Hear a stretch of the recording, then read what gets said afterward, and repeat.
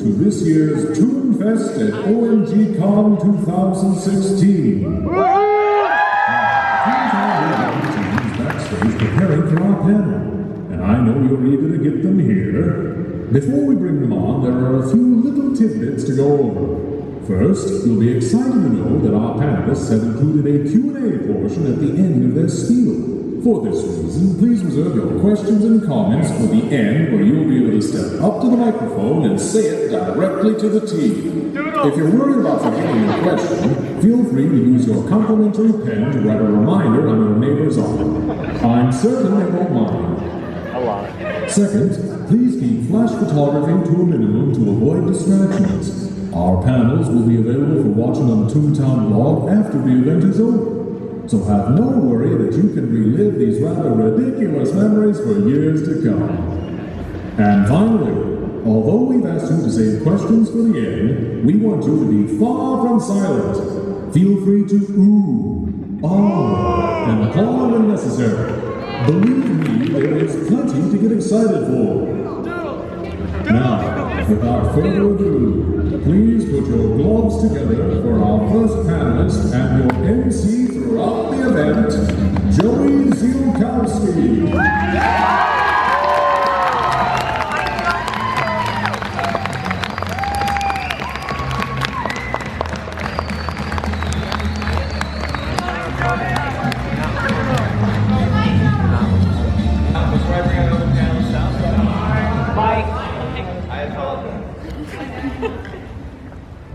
Is that better? All right, before I bring our other panelists out, let me say welcome to Toonfest. You made it. We have a lot of exciting things in store for you here. But as some of you know who came last year, we do have to do a security check before we come in. There are no cogs allowed in this building. So when I say, are you tuned enough, be as loud as possible so you can hear us all the way out in the lobby. So are you ready? Are you tuned up? Yeah! Let's do that one more time, louder. Are you tuned up? Yeah! Awesome. All right, so I'm going to bring out our panelists here. The first one is our art director, Roxana, also known as Boo Boo. Come on out, Roxana.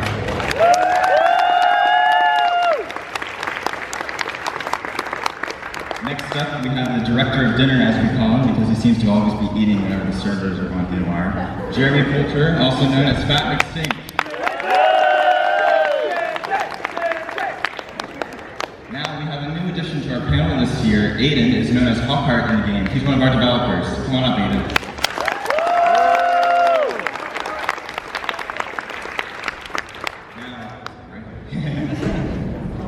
Next up, we have Sam, the reason that we're all here today. He is the brains behind TTR. Come on up, Sam.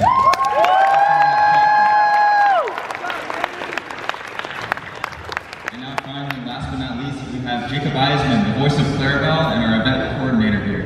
Come on up, Jacob.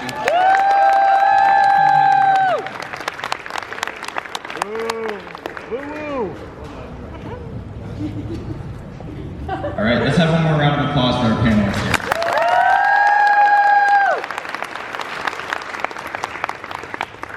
Now, we're going to start off our panel with the video that we debuted last year, just because we want to, some of you may not know about Toontown. Is there anyone who is here, hasn't heard about Toontown before, or hasn't played it before?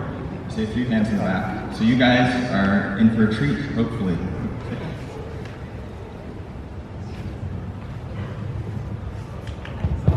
Now, we're sorry for the delay getting you guys in the building, but our videos didn't want to play here. But we've got them working. Ever wonder what it'd be like to live life as a toon? You could catch some fish, play some games, or run some errands. But here in Toontown, we do things a little bit different.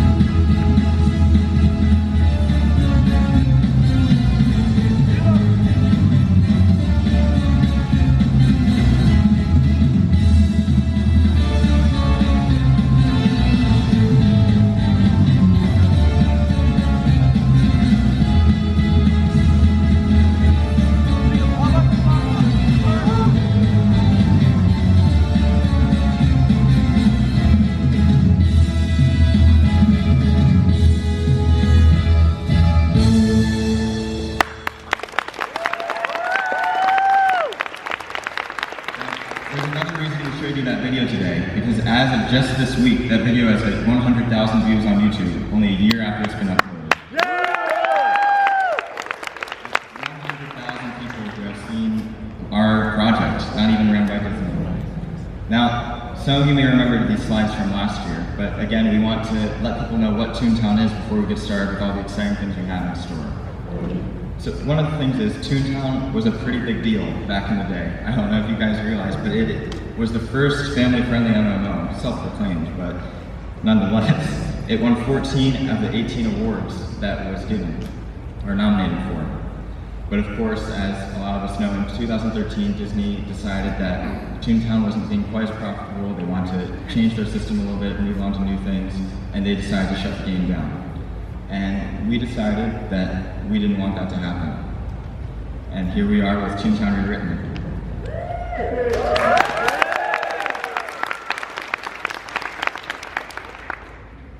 So again, for those who don't really know about Toontown, it takes place in a Disney-inspired cartoon world. You play as an animal, you get to customize it, you get to name it, and it's all about fun, playing teamwork with each other. It sounds childish, and it is a children's game, but many of us are not children, so take our word for it that it's fun for all ages. Yeah, children of all ages. But of course, in Toontown, it's not all fun and games. The cogs, which are business robots, dressed up in suits and everything, are trying to turn all of the Toon buildings into nasty cog buildings. They use things like red tape and pink slips to try and convince the Toon's fun while we throw pies and seltzer and all that up. But the best part of our game, Toontown Rewritten, is that it's free. Can I hear a round of applause for that? Disney used to have people pay $10 a month for a game, which is understandable because it does cost a lot to maintain it. But we as Toontown Rewritten volunteer our own time and money and our free time, I guess, to be here and keep Toontown running for everyone. We don't accept any form of donations or any payment whatsoever for the project. And we hope to keep it that way.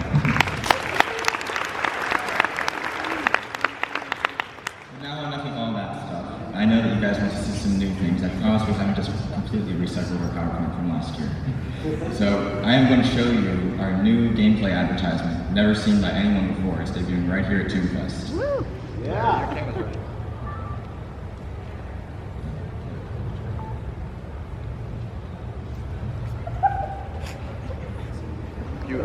One second.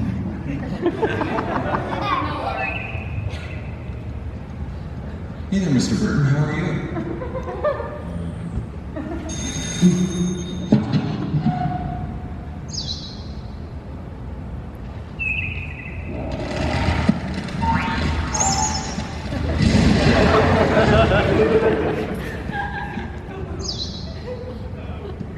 Well, see ya.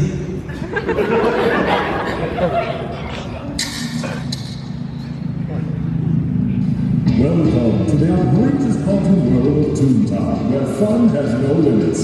Join the battle against business and play for free at toontownrewritten.com. Toontown Rewritten. Are you toon enough? Yes. You guys like it? That's not what we were expecting, was it? Does anyone know what that's based off of? I see a few hands here. Disney used to have this advertisement called It's Different in Our Town. There was a school teacher calling names, and this guy was scrambling around in his closet. He's late for school. He pops out a portal hole, throws it on the ground, and appears in class right when the teacher calls his name. And so we are continuing that line of advertisements, just like we're trying to continue everything that Disney did with Toontown. And we're really excited. Jacob Eisman helped me with that video here, and as well as my friends down here, Sammy did some audio, and Austin, who wasn't able to make it. But thank you to everyone who helped with that. And now that you know all about it, welcome to Toontown. For 2 years, we've had Toontown Rewritten open to the public. That's not even counting our alpha stage, which has been almost 3 years. We have over 1,477,074 tunes created since the beginning of beta. Think about that. There are 1.5 million tunes running around in our little virtual universe. There are at least 10 cogs defeated since the invasion. I'd like to thank Emery for that quote. And since last year, when we were at Toonfest, there have been 432,376 new accounts created. Again.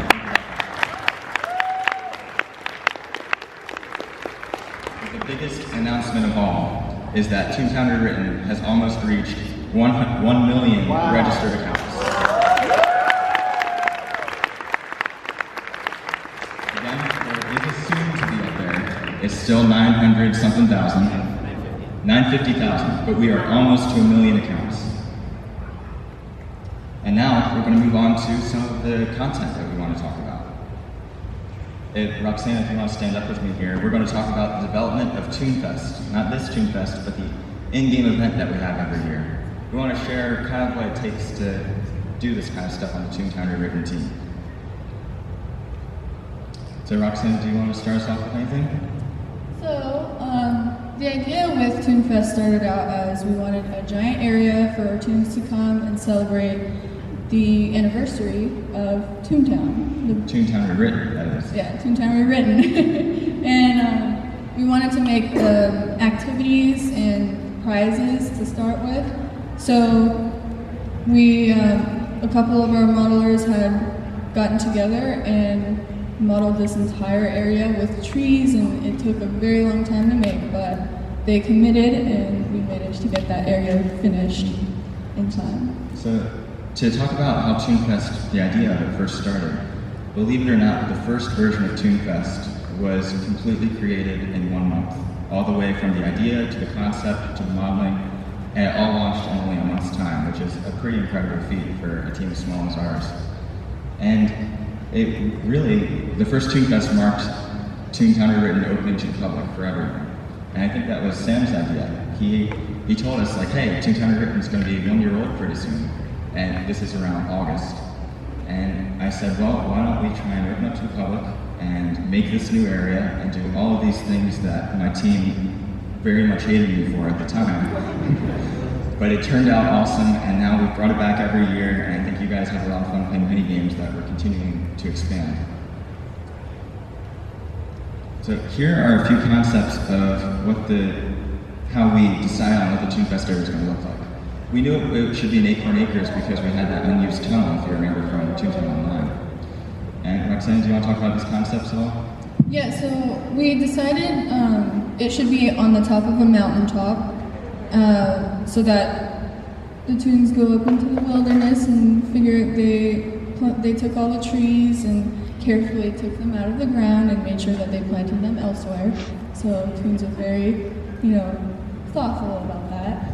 And they made way for the event, and we decided, let's go with some concepts here about a mountain. And we tried a bunch of different hills, a bunch of different tunnels that we could go with, and then we ended up with what we had in game. So the original version of Toonfest was supposed to take place on top of the mountain, the one that you see right next to the area. And you can see in this concept over here, you had to go over a series of bridges to get to the top. And think about how annoying that would have been. I thank us for not using that idea. And over here again, you can see Sloppy's balloon up there and a nice waterfall. That was kind of the original version that became what you see in the middle, and finally what became in game. Oh, and we also had this plan where once you enter Toonfest through the tunnel, the long pathway toward the opening of the area was deliberately made so that it works as a reveal to the area, so that it adds to the excitement once you walk and, the anticipation of walking and to your destination. That as well. Oh.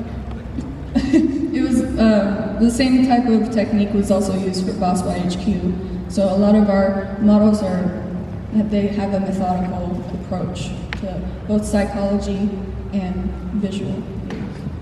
Now, the reason we're showing you all these concepts, these here are some of the Toonfest Tower, the big one in the middle, is because, again, keep in mind that all of these were done over the span of a month. The concepts, the modeling, and the programming for it. And And so these are some of the unused concepts for the Toonfest Tower and what it could have looked like. We knew it wanted to be kind of like the silly meter where it's all over the place, it's moving around, it's got all sorts of little objects on it. And then even then, after, do you want to say anything about this? Yeah. We wanted to go with an idea of like, originally like gags stacked up, but we figured that's a little bit too typical of like, we figured that's the first stage of an idea for a tower. So we decided to get a little bit more architectural about it, although keeping the wacky contours and everything and the spirals, so. And even when we finally decided on the design of the Toonfest Tower, we weren't done there. We still had to go through many revisions on how the color should look and all kinds of attention to detail that our glorious artists do here. And a round of applause for all the work that they've done.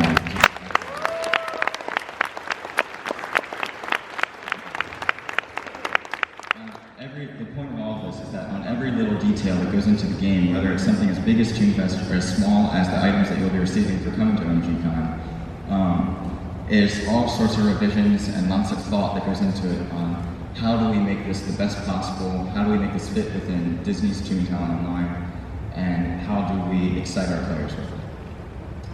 And moving on to the next slide here are some of the unused things that we had at Toonfest, just for your curiosity. There's a confetti cannon, there's all sorts of carts and decorations and such, which may end up appearing in the future because we're always adding on to Toonfest. Yeah, we wanted to have like confetti where a hand would you would hit the box with a pie and the hand would pop off of the jar and all of these jelly beans would pop out for people to collect and confetti along with it because why not, you know? So we also had that, and then a few target games that we wanted in the sky. That's mainly why the cannons came into the picture. So there was a lot going on with planning about that. So although these are unused, you may end up seeing them in the future, and you guys are the first to see them. Now here is some of the concepts. Up there you can see the clothing designs, and one of them you probably recognize because that's the one that OMG in the sport flower shirt. And so our lovely artist Maya, can you stand up? Right here. Maya, come on, stand up.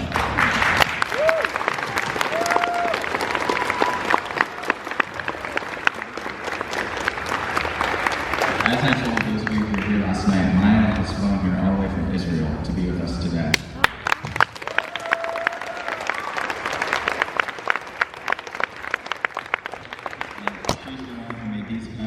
And she's the one who made pretty much all the concepts for the shirts. For every single shirt that goes into the game, she normally has a whole sheet like this of references and all sorts of designs and revisions that we tell her like what we think is cool, she puts in what she thinks is cool, and it comes out pretty cool. So one more round of applause for Maya.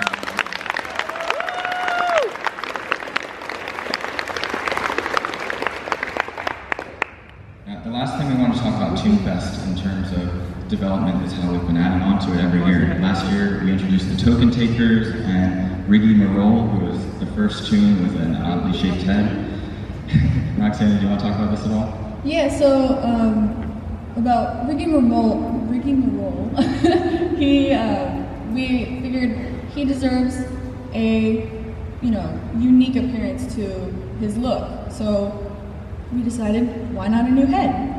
And we put a little tuft into his hair, and he now is the host for Toonfest in a canon way, like our character. And we also had the token system. This year we plan to spruce it up a bit so that we can use jelly beans, and it allows you to go into the rest of the game so that the Toonfest area isn't taking the rest of the game during that time. Yeah. So far Toonfest has been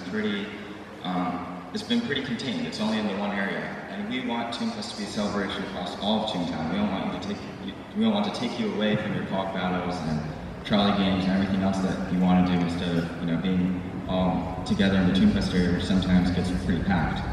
So this year we are going to try and expand Toonfest to various things across the game with Toon tasks and all sorts of other things that we have in store, as well as maybe some new mini games in the area itself. So we're excited for you to see that on September 19th of this year.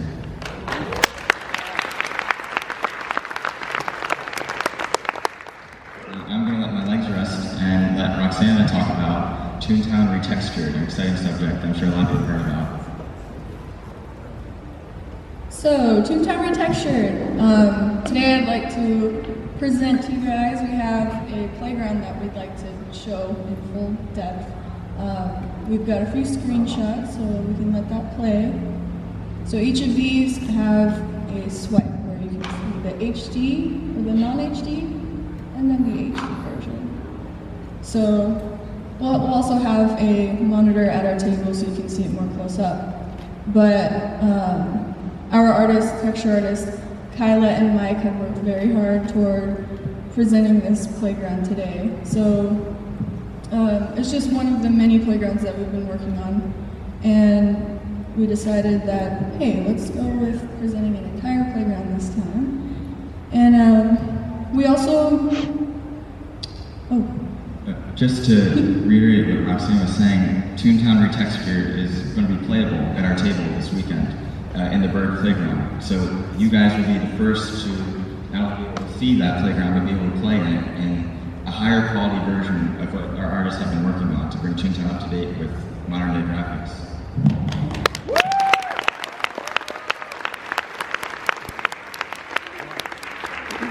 and also, previous slide. Okay, so there's a lot of work that goes into critiques. We want to make sure that our quality best goes out into the game.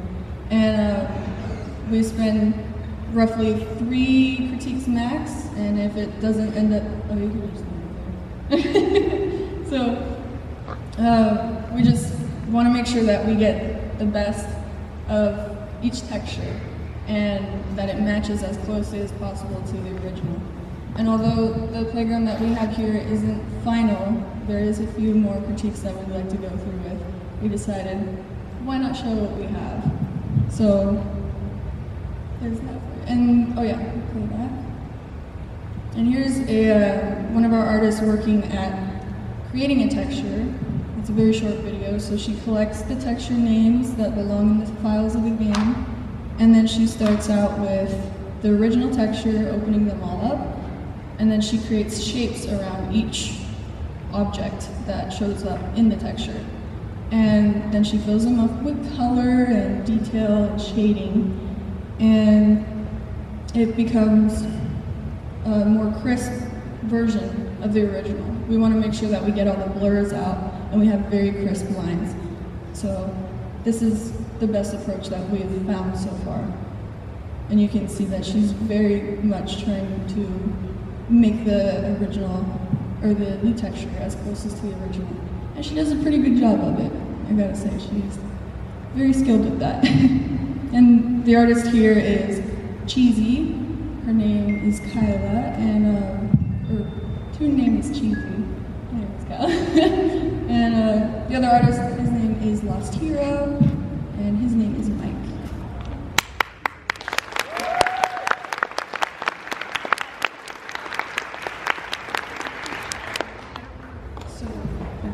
Well, now that you've seen a little bit of the process of Toontown Retextured, you've seen some sneak peeks of it and what goes into making a texture, we also have been working on another new project we want to announce this year that we call Toontown Rewritten, because I guess we like putting whatever in front of our project names.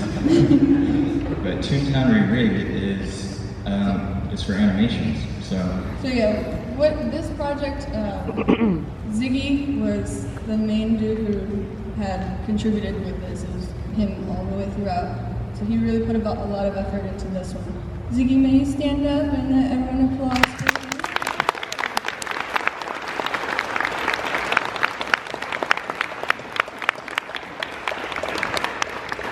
So, or anything of that sort. So, the process with this is put into 3 simple pictures. We've got on the left over there a skeleton. So just like we have a skeleton and we have joints in our body where you can bend and roll your wrist or anything like that, you've got a skeleton, and that's what we call it in animators' terms.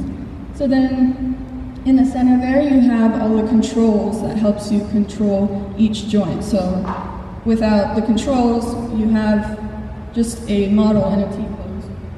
And basically you would have to have that model run around like that. We don't want that. We want toon animations. Everybody is animated and what are you doing? Wait, go back. Okay. So then the third picture there is just showing the animation and how the rig that helps move the joints and everything.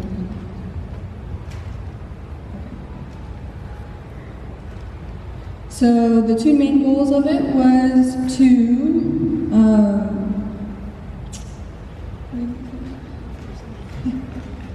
so reverse engineer the animated characters from the game because we needed to match the animations as close as possible without messing up the rest of the game. You know, we need to recycle the rig that was used from Disney, but it wasn't accessible without reverse engineering. So once we got that, we then can make new animations.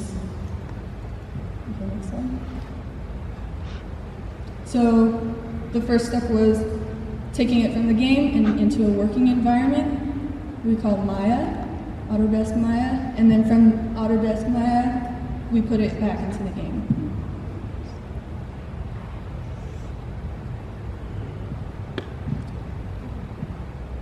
So creating the Toon puppet, we've got all the joints in there, like I said before, and then we come up with a rig. And that would be the final product so that we can start animating. And so once we had the animations, once we had the rig, we then started with 2 test animations to make sure that the project worked out. And our first test was by Captain McCrunchy. His name's Jordan, so play that one. And that was a walking animation, so that's a brand new animation that you see right there. And then the second one was a more dynamic animation.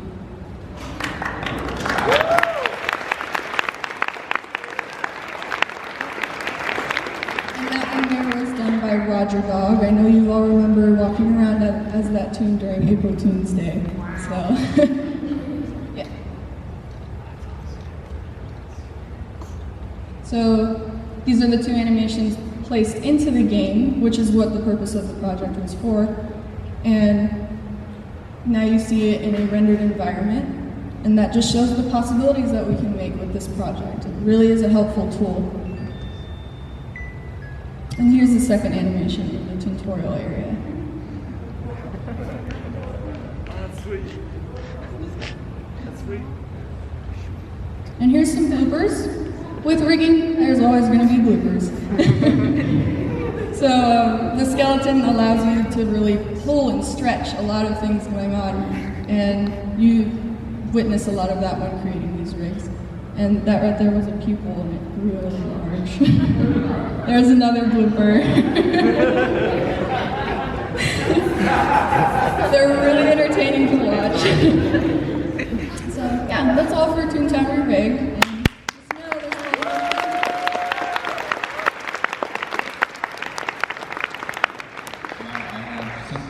Kind of big to announce for you. Some of you have stopped by our virtual reality station over the weekend, and Aiden and I, Aiden, come on, stand up with me. We have been, mostly Aiden, but I gave him the idea, I guess. We've been working to get Toontown into virtual reality. Woo!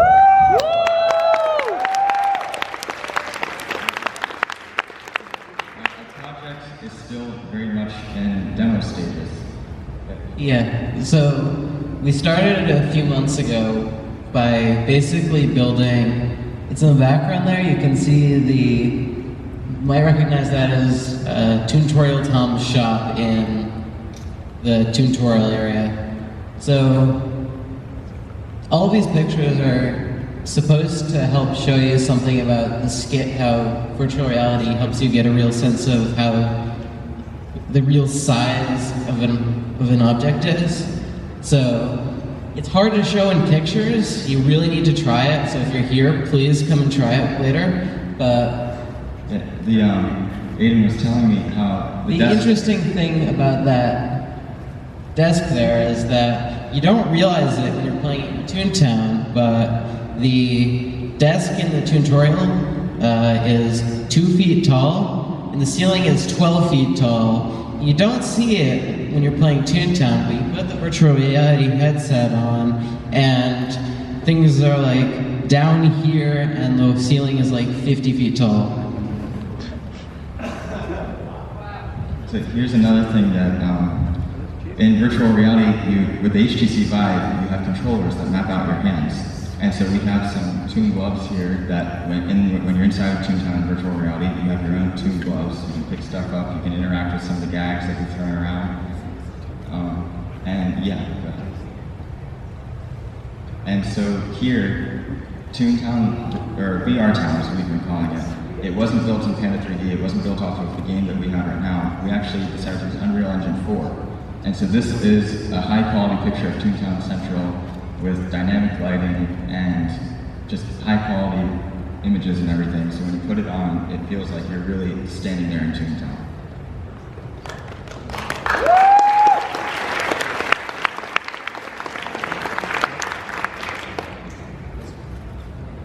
Well, this one here is the Toon Hall, which we also decided. We made 2 demos. One is in Toontown Central, the other is in Toon Hall.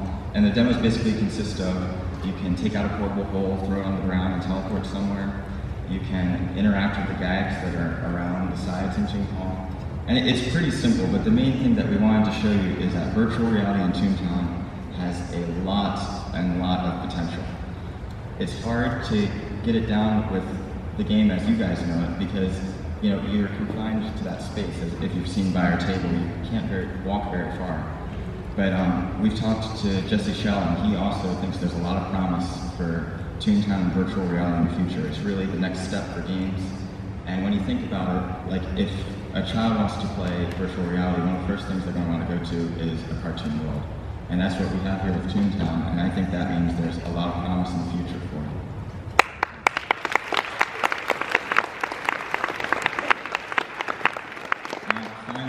Get to the Q&A and Jesse Schell's video, we have a very big announcement here. And Jeremy, go ahead and show the slide. It is the Toontown species election. So that means that this year in Toontown Rewritten, we are going to be electing a new Toon species to play as. Think about that.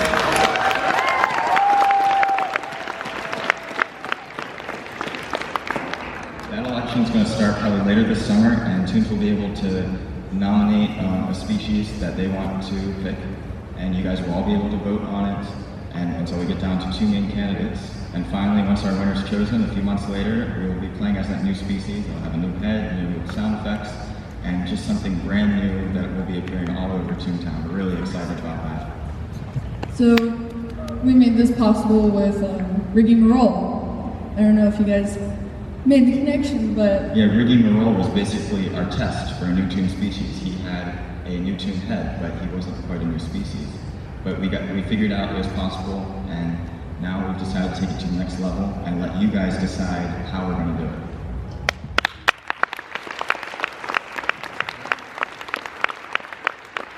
All right, now it's my pleasure to introduce Jesse Schell, who is the creator of Toontown. Many of you have, not our Toontown, but Disney's Toontown.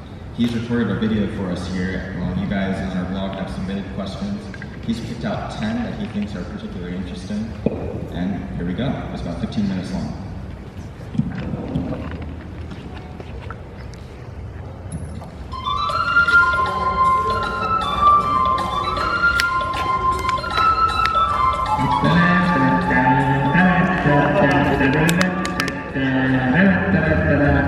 Hey everybody, Jesse Schell here. Hope you're having a great Toonfest. Let's see, so I promised that I would answer questions if you send them in, and we had a lot of people sending questions, hundreds and hundreds of questions. We've narrowed it down to 10 questions that we're going to try and answer here today, so I am going to jump right in. So, question number 1. This is from Princess Melody. Since its creation 13 years ago, what would you say has surprised you most about Toontown and its impact?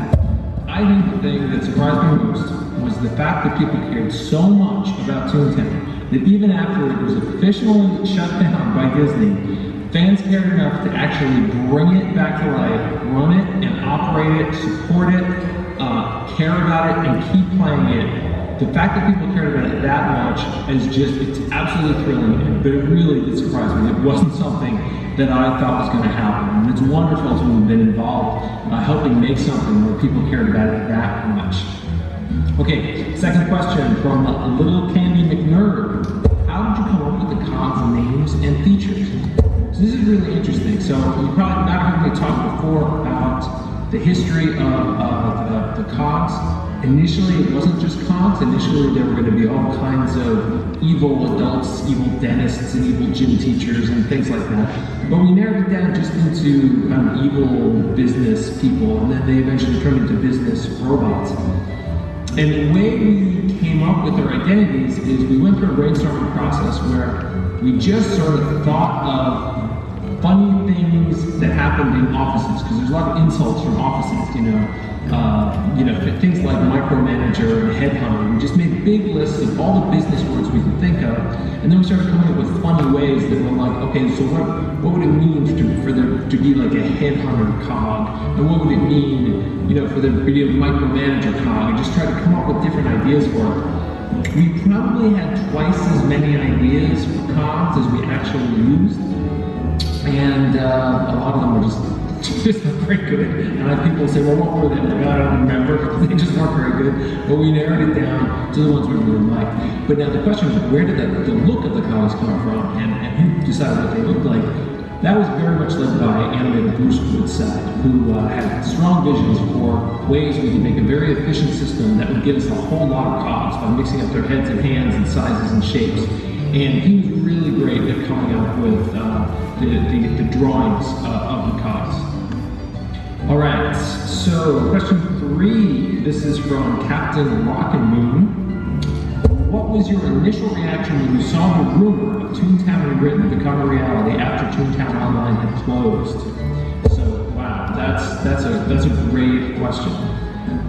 When I first heard the rumor that, hey, maybe Toontown Rewritten is really going to be a thing, I thought, okay, yeah, good luck everybody. That's going to be so hard to do. I mean, I love the idea of it, but first, probably Disney's going to show up a bunch of lawyers and shut you down, and then secondly, it's just going to be so technically difficult. I don't think it's really going to work, and I wasn't sure if people work out would be persistent enough to make it work. And boy, was I totally wrong. Disney's been very gracious in kind of giving Toontown Rewritten space to exist, and the team has been incredibly skilled, incredibly persistent, and gradually getting more and more Toontown features online. So my initial reaction was, good luck, that's never going to happen, and I am pleased to say that I was really wrong about that. Okay, question number 4. Why did you decide to name your toon J-Mo? And that's right, so you might have seen, if you've ever seen a red rabbit running around named J-Mo, that very well could be me. That was the toon that I created while we were still making Toontown. I used it in test, and I used it all the way up to the end of Toontown, and of course, I brought J-Mo over to Toontown Rewritten as well. So where does that name come from? Back in the 80s, I did a lot of computer hacking, finding ways to kind of sneak into this computer and that computer, because I was a dumb kid doing dumb things. And hackers all had nicknames, and my nickname was J. Mobius, because I like Mobius strips, I like higher mathematics, and so I just picked the name J. Mobius, which got shortened to J-Mo, and J-Mo was just a name that I've used quite a lot, and so it was the name of my toon. So there goes my old hacker nickname. Okay, question 5, from Pickle Flower. What was the reasoning behind choosing a turn-based combat system for Toontown? Man, this is a great question. This is something that was a huge debate with us, trying to decide how should we make the combat system work. In Toontown, a lot of people wanted a very active system, so the decision happened had a few different levels. One was, I was very worried about latency, being able to program a system that could handle fast action. I wasn't sure we could do it. I felt more confident we'd be able to code up a turn-based system that could deal with the slow latency that we had back when Toontown opened. And also, we were looking to make a game that worked for all ages and that would work for boys and work for girls. And we'd observed that sometimes in online games, some people, girls especially, were often put off by high-pressure, real-time arena combat type games. And so, contrast that to the kind of battle you have in Pokemon or Final Fantasy, which is very turn-based, where people have time to think. And we liked having a system that kind of gave people time to think while they were fighting. So we liked that this was more open to everybody. People who were into battle could get into it, but people who were a little intimidated by battle could kind of take their time. So we liked that a lot. We also liked the fact that we left space for people to talk while they were while they were in battle. So it made it more social. So there were a lot of reasons that we did it. It proved to be way more difficult than we thought. We thought it was going to be easier than an action system. It turns out it may have actually been harder. And it's interesting that you listen to the Wizard 101 guys talk about it. They talk about the reason they chose a turn-based combat system was they saw how well it worked in Toontown, and so they followed that lead. Okay, question number 6 from Little Tom Jabbermonkey. What's the silliest conversation you had with someone while developing Toontown Online? Okay, so I think I know the conversation that seemed kind of silly to me. So once we'd opened it for kind of beta testing and we let people in, one thing that we as developers had was the power to listen in on all conversations, even private conversations that went through the secret friend system. And so I had that debug bit turned on so I could hear private conversations. And I had joined these 2 toons with friends. I joined them for a battle, in a building, and I thought I was doing pretty well. I thought I was being really helpful, and I was pretty psyched about this battle that we were doing. I was just not really thinking about just going through the battle. And then these 2 guys started to have their conversation about, man, because it's just a free text type. They can type anything. Man, this guy stinks. And the other guy says, yeah, I know, I don't think he knows anything about this game. Hey, I made this combat system, but, people have their opinions. Anyway, that's cool. Let's see, number 7, good old quirky weasel snooker. What happened to Toontown 2.0? How far did these ideas get before being ultimately canceled? Now, I did not work on Toontown 2.0, but I've talked to people who have. And I'll tell you my understanding of what happened to Toontown 2.0. Toontown 2.0 was initially an exploration into what would it look like if Toontown was brought into Unity. Because the thought was, port Toontown to Unity. This was back when Unity was well supported in browsers and Grizz. If you bring Toontown into Unity, then it could go into mobile, and it could also be in browsers. And that could be a really good idea. So my understanding is Toontown 2.0 didn't go very far. I don't even think it was networked, actually, or if it was very simple. It was really about a character running around in a Unity model to sort of see what this would look like. It was very simple, more of a bare bones technical proof of concept than anything like an actual implementation.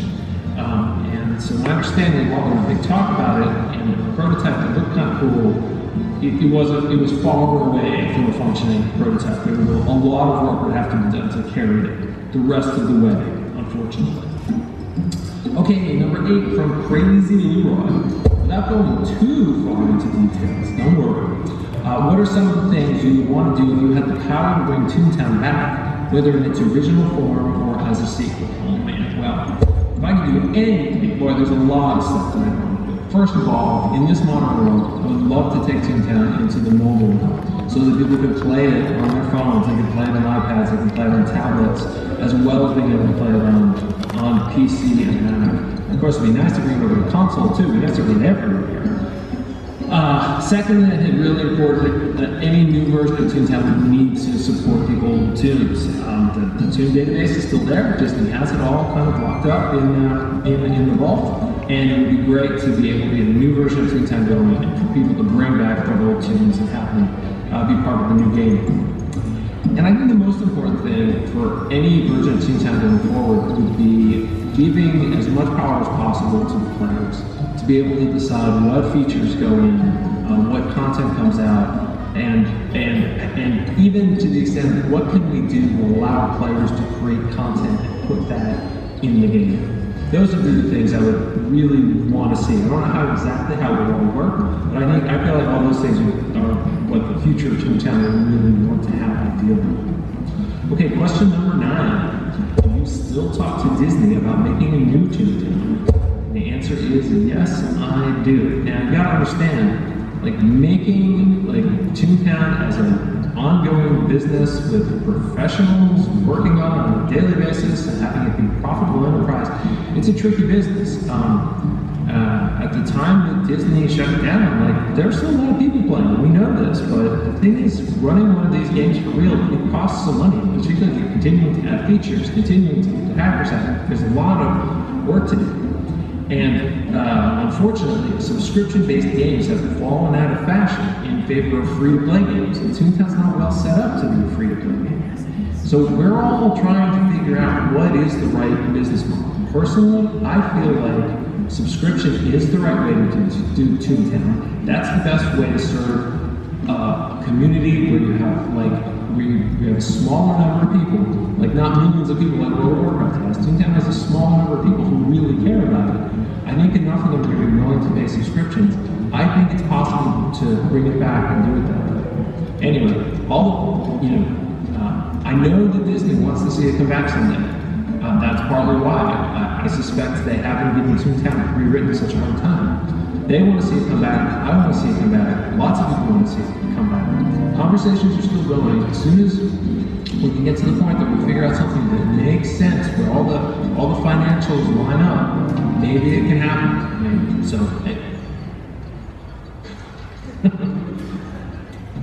thanks, computer. Okay, I don't know. Maybe Joey will edit that out. Maybe he'll leave it in. I don't know what that is. Anyway, thanks for the show. Yes, conversations are still going on. We're all trying to figure it out. Lots of people want to make it happen one day, but we'll be able to make it happen. When there's something to tell, we'll tell you all about it. Okay, and then final question number 10. Mr. Greenbean asks, what makes you still stay connected to the Toontown community, even though the game shut down? Most game developers would just give up on a game after it closed down. Okay, why do I still stay in touch with the Toontown community? And the answer is very simple. You guys are awesome. Toontown is something that means an awful lot to me. It meant a lot to me while we were making it, and when we were making it, the vision wasn't, oh, we'll have a game and maybe it'll run 5 or 10 years and wouldn't that be great? No, the vision is we're going to make this place, and it's going to run forever. We want it to run for hundreds of years. We really felt like there was something powerful enough here that it could have a long, long life. And I feel like the fact that you guys still care and are still playing the game and are still involved with it, even though Disney kind of made a decision to shut it down, that just tells me that, yeah, there is something powerful there.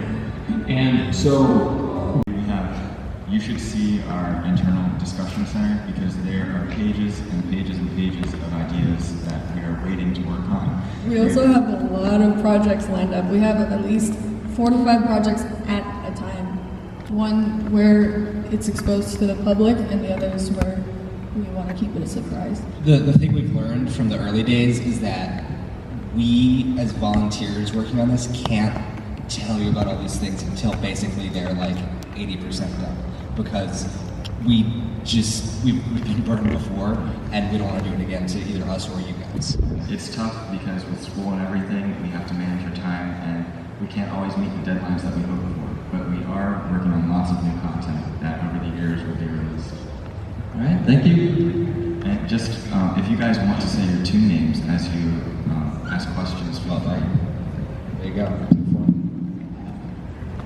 What will the chairman look like? What will the chairman look like? Well, he was seen in Toontown's original intro video with Scrooge McDuck and Jerry Greaves. So you've seen him there. I don't know if he still looks the same or not. But maybe one day we'll see in Toontown Rewritten.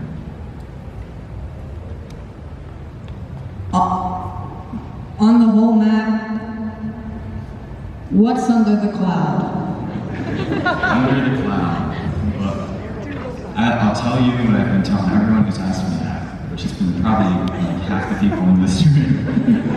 But under the cloud is a new Toon area. It's not a cog area. It's an area being built by the Toon Council.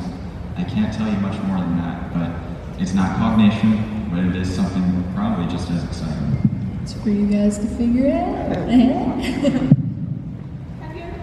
you ever gotten kind of bored with Toontown and just wanted to stop making the game entirely? So you asked if you ever gotten over Toontown and just kind of stopped, right? Well, have you ever felt like you might want to stop? Oh, like for our lives? Yeah. So, a lot of us, to be honest, have gone in and out of activity.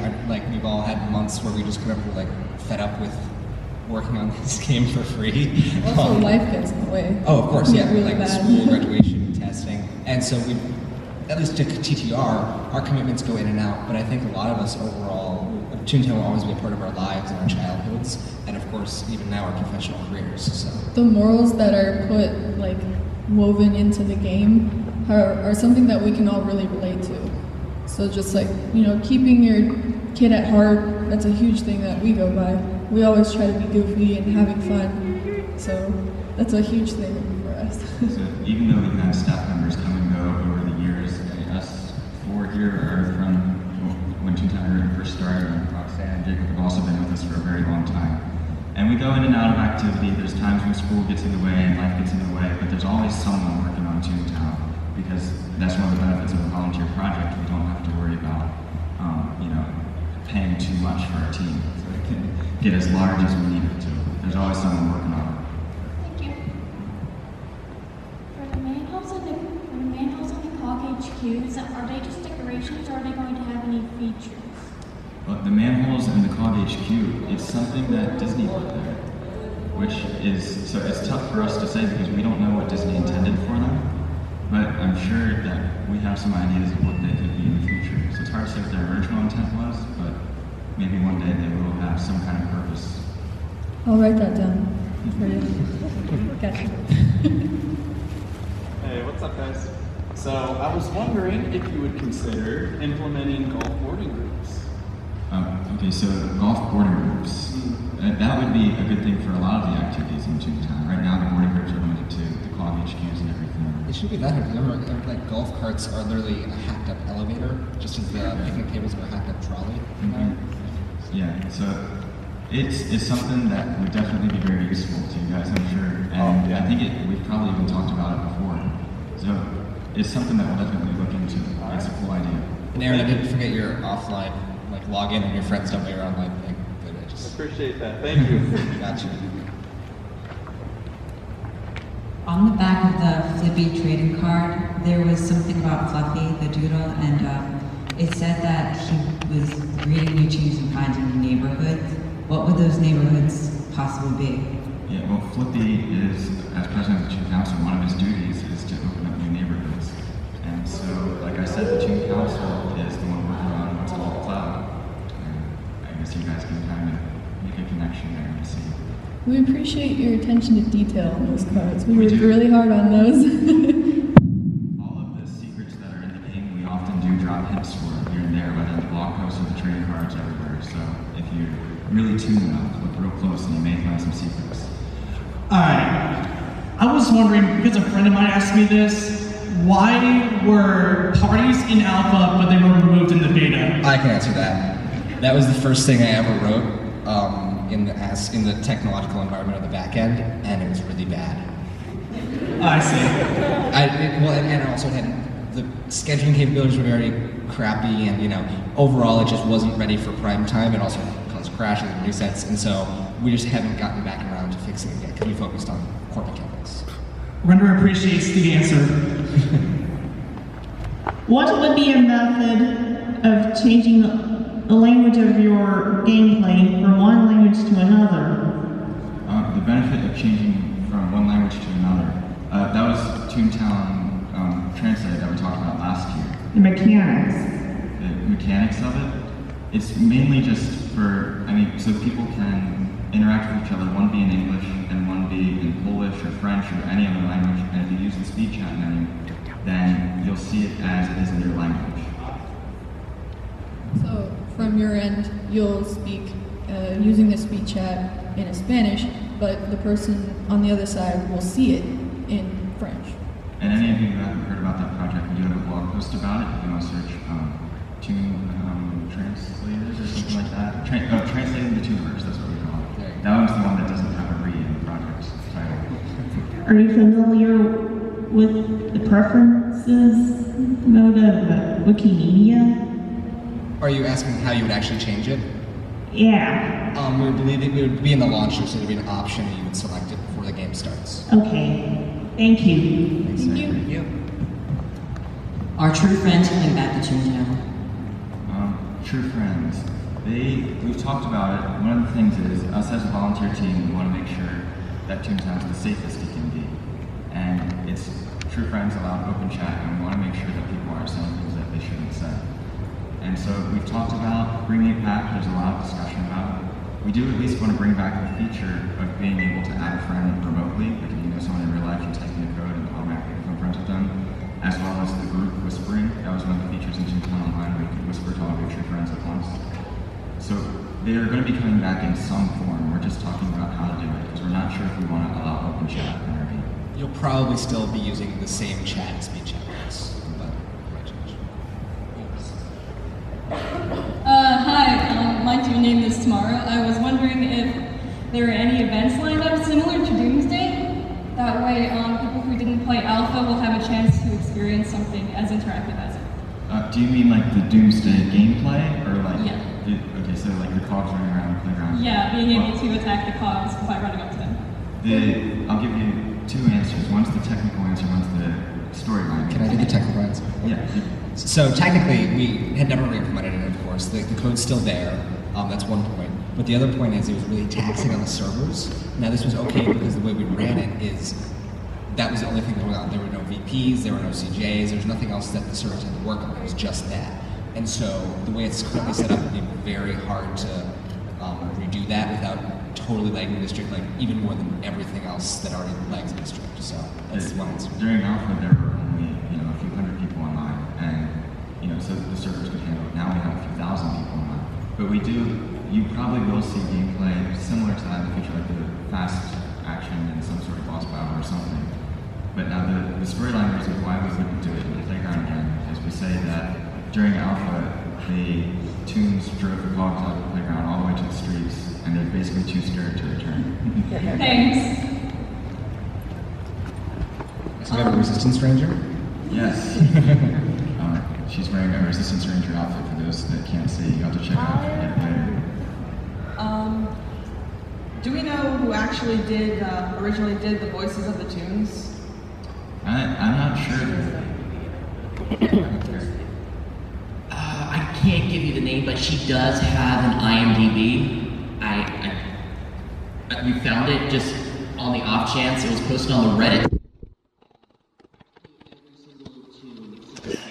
Jesse and his crowd did that. But they did hire a professional voice actor for that. I don't know. And I can say for our new Toon species, it's very likely that this guy here will be the one voicing it.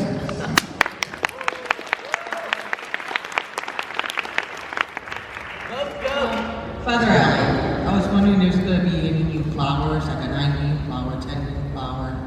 New flower mechanics, or new flowers added onto the ones that are already. Yes, because I have a house and there's. Yeah, we've talked about a lot of different things we want to do with gardening because right now it's kind of tedious to water it and all that.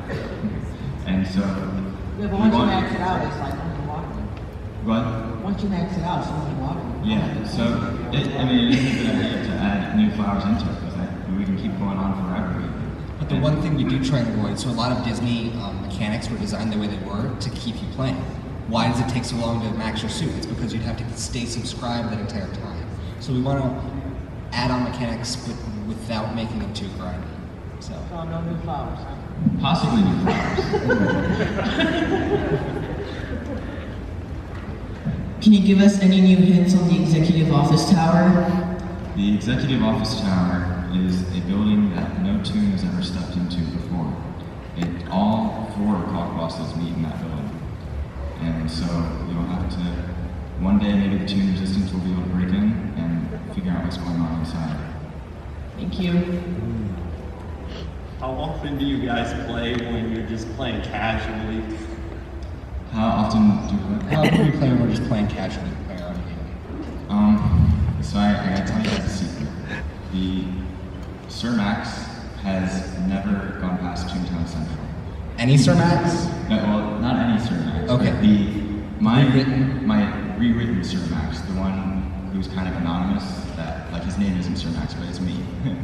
I haven't been able to get past Toontown Central because I'm always working on stuff for the game. But so I would like to play a lot more. I play, of course, the new content that we're working on to test it, and when we're developing their bosses and all of that, I'm able to jump up there. But I guess, legitimately, it's been hard for me to pass Toontown Central out because of time spent working on it. Here, we can do this roundtable bridge.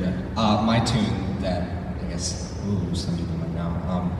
It's at 93 Laugh, Black Hat. I had a stint senior year of high school, so that'd be last year, where I actually kind of played for real and got them up. But now that I'm in college and working, I don't play a lot. I'm somewhere in either Minnie's Melody Land or Daisy Gardens. I was playing a bit last summer, and then just technical issues came up again, and all my Toontown Rewritten time goes into the terminal, not the game, so. That's what happens. I'm somewhere in the middle of the burr. I don't remember exactly where. I'm about 60 Laugh, probably. There was I had a little splurge because I realized I wasn't playing at all. And for 3 weeks, I went all the way to Cashball HQ. But ever since then, that was a year ago. I come up every now and then, but it's not common. Going back to the animal sounds, I did look it up. A woman named Lanny Manila, she did the monkey, she did the pig, and she voiced the goat. So her sound files are in there somewhere. I think it can be secretly heard somewhere engulfed in the celebration, but those were the main 3. The rest were just Jesse Shell and all of his guys just making sounds from the top of their heads. Thank you, by the way. So whether it's before or after you add a new area to the game, do you guys have any plans for changing the map of Toontown and Slate? The map of Toontown, I think it's going to stay pretty much the way it is. We've added the new cloud, but I don't think we want to rearrange it. We do have a version that's corrected, so you know how the map is incorrect. One tunnel leads to Donald's Dock or something, and it's not on the right side of the playground. So we have plans to correct it. When will the next Toontown tweaks come out, and will Toontown Retextured be part of it? Toontown Retextured will not be part of it, but Toontown Tweaks we have a very big update that's probably our next update that may be going out as soon as this weekend.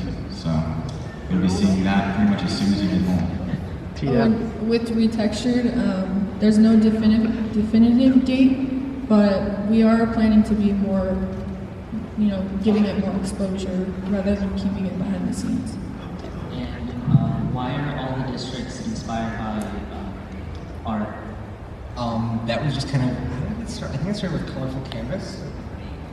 So, Yeah, so during Alpha, I just needed to come up with 2 names for districts, and I figured I'd be a little bit creative with them, so I created Colorful Canvas and I think Inkwell Oasis, which was not alliterative at all.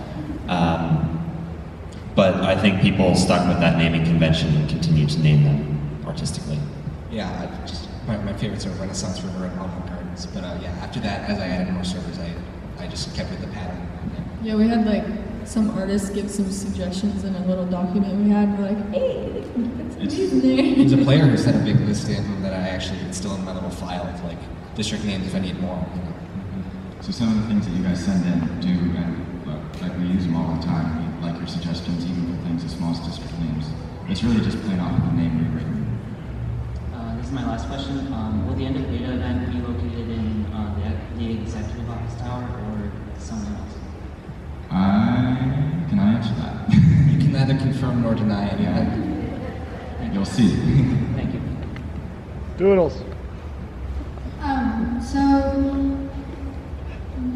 How do the VP and CFO and all those, like, when they go away, how do they come back like, every time? Well, there is cogs that are always promoted. Like, if you've seen at the end of the CEO, when he explodes, he turns into a flunky because he's been demoted all the way to a flunky.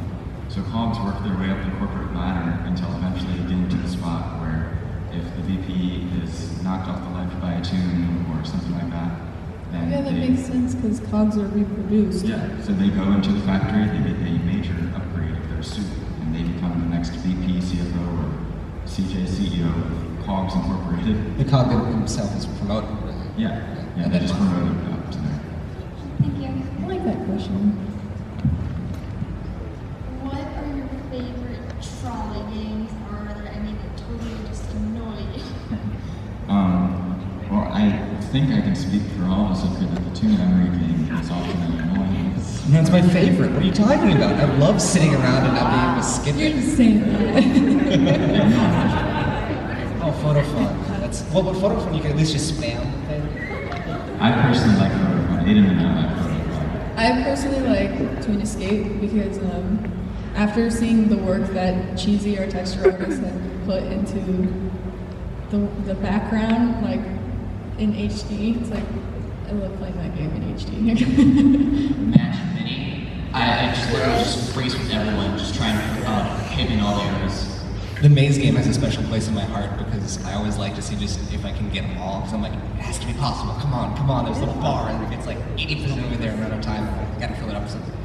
I've had a Cog Thief as well because it was an early prototype of Doomsday, basically, like how the gameplay would work. I was pretty partial to the race game. First mini game, right? No, that would be the maze game, which I actually did get pretty good at as a result of having to test it over and over. Sorry, made by Toontown Online. Okay, so my friend wanted me to ask you guys this. She wanted new accessories, and one of them was wigs. I thought it was stupid, but she wanted me to ask you guys. Toontown Online had wigs. Oh, like the beehive wig, Yeah, the she Elvis wanted wig. like long hair and anime and stuff like that. I thought it was dumb. Well, I think that we kind of, as a design choice, avoided putting hair on tunes. But if your friend wants to submit like what they want it to look like a sketch or something, then I mean, we'll certainly take a look at it and see what we can do. Sam made a good point that the way accessories, at least like head ones, are done, it's parented to the head, so it'd be wobbling around. It'd be like weird. It'd look Yeah, kind of like weird. parenting is a term where it like locks to a location, so like it attaches. The hat is attached like that. to the head and it moves with the head. Yeah. So as a result, you have a big weird little stick coming out of the back of your head. Like a headlock. Yeah, you might have like clipping going through the back. You know, like that's where Toontown Rewritten comes in. We can animate stuff, more new accessories, such like that. I'm Princess Natasha. I have a few questions, if that's okay. Will there ever be like a viewer thing, like if people go into the VP and you don't want to fight the VP yet, but you just want to watch them fight the VP, will you be able to like just view them fighting the VP? So like a spectator mode for Yeah, VP. exactly. I'll write that one down. Yeah, I mean, we'll write it down and see. It kind of happens with moderation occasionally, but so it's not impossible. But it takes. Maybe some tunes could go up to like a higher level and watch from a window or something. So this is to like introduce new tunes to what they could be doing, or is it in a more personal sense that you would want to watch your friend? New tunes could learn like how to fight the boss before they actually go and fight it, and also if there's like a twisted event going on, people could watch it without having to participate. Okay, we might take a spin on that. We'll discuss it. Second question, her question reminded me of why are some of the old Toontown Online accessories not in Toontown Rewritten, such as the masks or the wings? Blame Joey. Yeah, it was my decision to take a lot of those out. It mainly because, like the waves that we talked about, a lot of them clip with the tunes, and they don't really fit in with the design of Toontown. But we aren't going to remove them forever. We do want to redo them so they're better than before and don't clip anymore and cause kind of style issues and all of that. So you'll probably slowly start to see those old accessories returning in a new form. We'll probably take one more question from you, by the way. Yeah, last question. Shout out to Dan. Lure, lore, or lure? Okay, so I say lure. I say lure. Lure. Wow, so two lures. GIF or GIF? It's lore. GIF. Lure. GIF. It's lore. I say lure. Thank you. Whoever heard of lure? Cogs always be the highest. Probably not, honestly. I think that somewhere out in Cog Nation, wherever it may be, I think that the cogs have a lot of higher level cogs than level 12. I mean, if a toon can go higher. Yeah, if a toon can get more lap points, then I think a cog can get more levels. What are your thoughts if a toon is fully maxed if they can get the last gag track? I think as a balancing decision, it's probably not something we want to do because the point of not having that last gag track is to encourage teamwork. Toontown's game all about teamwork, and if you have all 7 gag tracks, then you can just go off on your own, which I don't think is very much fun. Thank you. And with Rewritten, a lot of people are their own teamwork by just running like 2 clients. And we're gonna cut the questions off right here. So the last 3. Yeah. So if we'll answer these 3 here, and if anyone else, questions then too. What were one of the first things you did once you realized that Toontown Online was closing? The first thing I did, this is what we're going to talk about in our next panel. But tell the story. The first thing I did was call Jeremy and ask what we were going to do. And I was just very like, what? I remember just going to my phone, I'm like, what? Because it had been around so long, and I grew up with it, you know. Yeah. I'm sure like devastation was a factor for all of us. We were like, no. So briefly, what about you, Sam? What did you think? I didn't find out until I knew that Toontown Rewritten was being created. So I had no reaction. Thank you. I have another question. Maybe it's brief. What were one of the first things you completed on Toontown Rewritten? Development-wise? Mainline code base? Yeah. There's arguably the tech demo. So. Yeah. Thank you. Okay, I'm Joseph the Toon, and I want to know what happened to Team Let's Hunt Around and Find Lost Bud HQ. The Toon Resistance lost track of them. They were captured somewhere, we assume, in Boswell headquarters, and we're not really sure where they're being held. In Mingler Mail, I read that there was a banquet which was to be held a week prior to some event, and honestly, unless a week is 2 years, I don't think that's probably going to happen anytime soon. Yeah, I mean, as you saw in Mingler Mail, one of the secrets that we let out is that there is a banquet being held in Boswell headquarters, so they could be there, we don't know. Thank you. We use Toontown time, so. Alright, what's up guys? Thank you for being here. And my question is, have you guys ever considered adding like variety of boss battles, such as like difficulty, higher risk, high reward, stuff like that? Yes. I'm smiling a lot right now because the answer is yes. And one day you'll be able to see those different difficulties and everything. Alright, thank you. One day soon.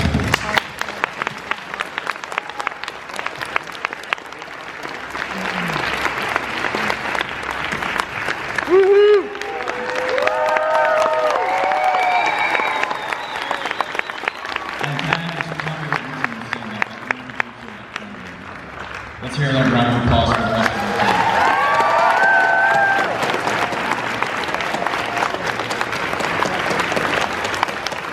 It's kind of crazy to think that a little thing was started and we were just like, I don't know, maybe we can pull it off. And that 3 years ago has turned into all of this. So thank you guys. It's not possible without you. So we're going to be hanging out by our table until 2:30 when our next panel starts, which will be in this room. So we'll see you out there. You can try out virtual reality stuff. You can chat with us, ask any other questions. And we'll see you back here at 2:30.